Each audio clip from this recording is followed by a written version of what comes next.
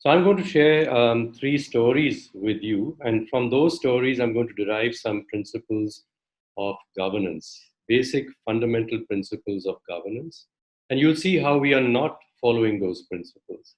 And in fact, what the pandemic has shown to us is there's a crisis of governance, not just at the city levels, which we talk about, but at the country levels, as well as at the global level.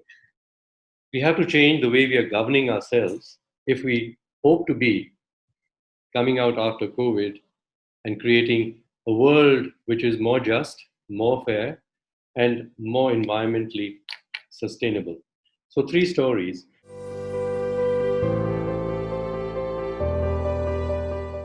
The first one is in Mumbai, and after I came back from the United States in 2000, I was living in Bombay and consulting out of Bombay.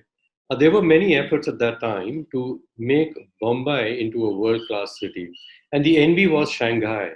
And here's what I learned as I would be sitting with the people who were more, I would say, from the business side and finance side, because they were my clients um, in, uh, in my consulting work.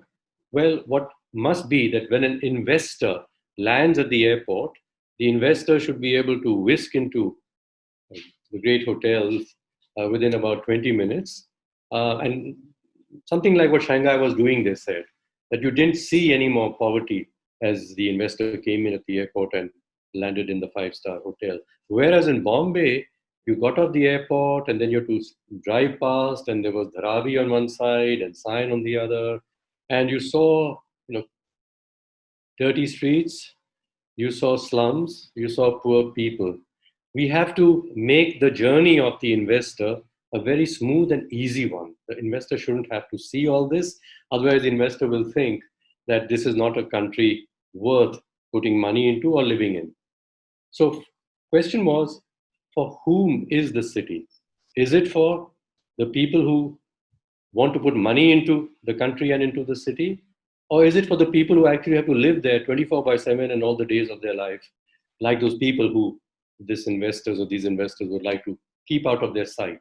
I read a book by Professor Jeb Bergman called The New Urbanization. He's a professor at University of Michigan. So he goes into what is the purpose of cities in human civilization.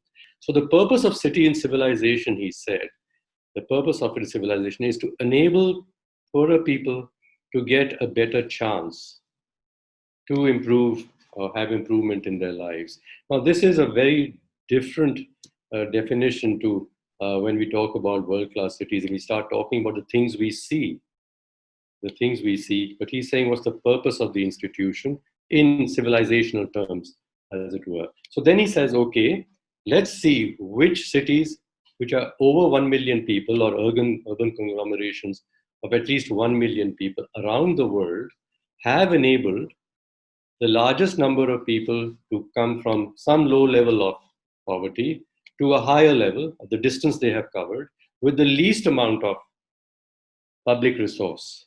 And so got this criteria, then he had the students of the University of Michigan do, with statistics and numbers, surveys of all the cities in the world. You know which city turned out to be the world-class city by this criteria? Dharavi. Dharavi. Dharavi, as they pointed out, has allowed people to come from all parts of the country because they couldn't get enough incomes, whether Tamil Nadu or UP, to come into this place. And there, with their own enterprise and their interactions with each other, many of them had lifted themselves to higher levels, and some had become very rich indeed and were running small global businesses. And again, the other criteria that they had taken very little public resource. Why? Because we declared them as slum, the sort of city that should be thrown out of the sight of these international investors who wanted to make Bombay a world-class city. But here, as Brugman is saying, this is the world-class city that you're trying to kill. So the concept of what is a world-class city starts with the questions of, for whom is the city? And whose city is it anyway? There is an underlying principle here of governance, and it is the contentious principle that the world is still not able to reconcile. It is the competition between how governance should be in a democracy and how governance should be in a capitalist system. In a capitalist system, Your right to govern is based on the amount of property that you have. The number of shares you own in a company determine how much right you have in the governance of the company. Those who own 1 million shares have 1 million times more right than those who own one share. Whereas in a democracy, whether you own anything or not, so long as you have a beating heart, you have an equal right. So keep this in mind. You have to think of governance models which enable people to govern their own cities.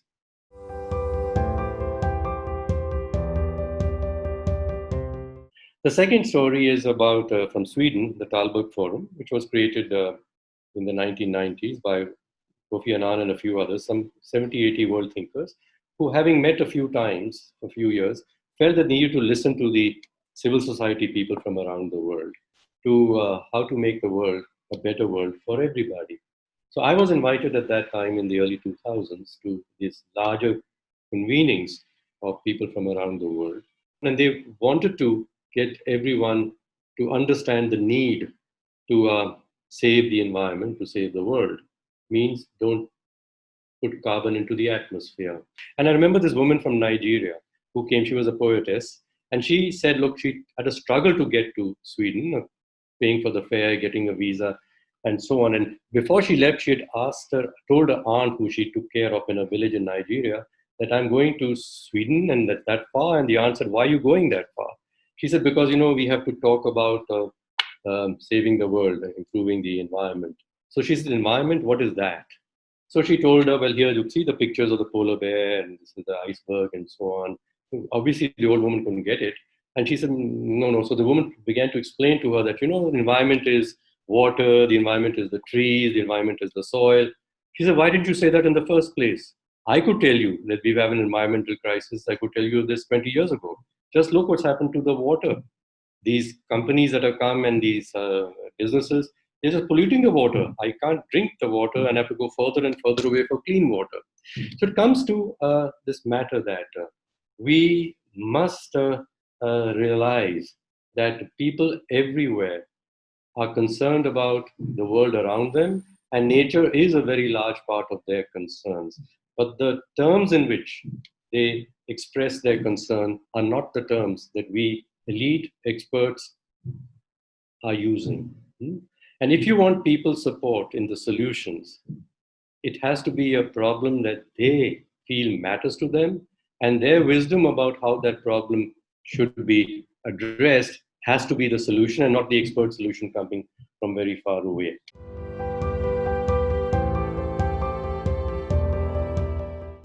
The third story is the one about the Sustainable Development Goals. But we go back into the Enlightenment and to Einstein.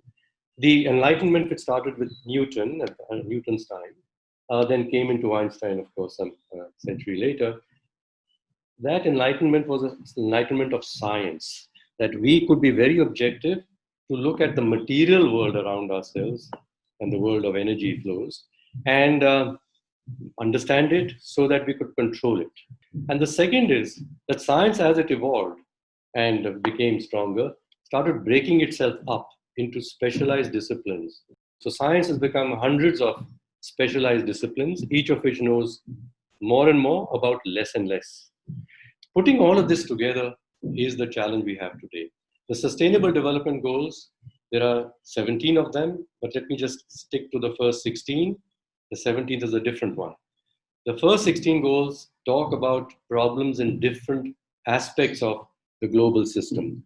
Around environment itself, there are the oceans as a problem and targets to be met, and there are green, water separately, and so on. And similarly, on the social side, we've got inequality, we have education, we have health, and we have enterprise, and we got urbanization somewhere also. So we have all these different subjects to be understood in themselves and a solution to be found within them. But all these things interact with each other. So we are recognizing, many of us and yourselves too, who are, after the SDGs were framed, beginning to realize that if it's a question of implementing them, then we have to change the approach that the world has been using to solve problems, and therefore come back to Einstein. The approach we have been using is break problems into parts, get the experts to fix, or relevant experts for each part, and then somehow try and put the solution together.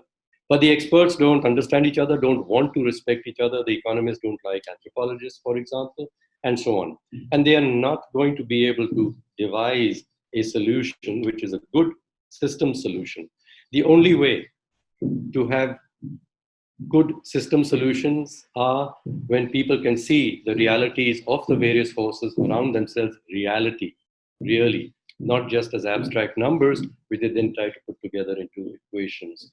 And so we are realizing, therefore, that these global systemic problems require local systems solutions devised by communities of people working together in communities, improving their community all round, living, environment, justice, and so. So this applies to cities just as it would apply to any rural community also. So let's think about this. There's one necessity, which is each of us must be a better person. And a better person means a person who cares for others and cares for the system that has given us, each of us, our life, which is nature, which is society. However, we have to change a world which is not run on these principles. Business institutions are not run on the principle of compassion. They run on the principle of look after yourself and your shareholders. And if everybody were to do that, this whole idea of rational self-interest in economics, if everybody were to do that, then by some invisible hand, the whole world will be all right. But my friends, the world is not turning out all right when it's run by that principle. We've got enough evidence of that. So, but those are the institutions as presently they are designed. And if I'm a good, compassionate person and understand that I want to improve the world, I have to engage and start politically struggling with the powers that are vested in the present designs of institutions.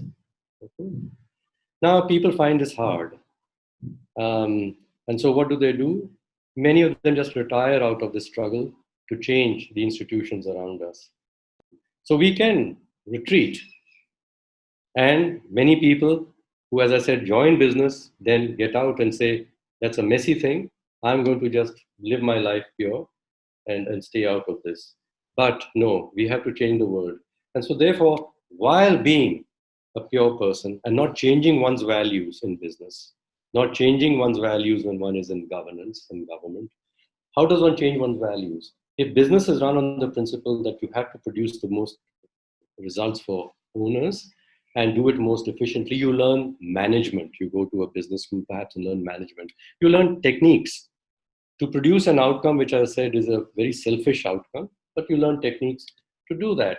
And government too, if it has to maintain its power, uses efficient administration and management, yes, to deliver things to people efficiently, but also to maintain the people's dependence on the government, which is unethical. The point of government is to empower people to be able to do without government, official big government, to govern themselves. So how do we get into improving ourselves constantly, getting deeper, not changing our principles and values, and yet changing the principles and values by which the institutions around us are run?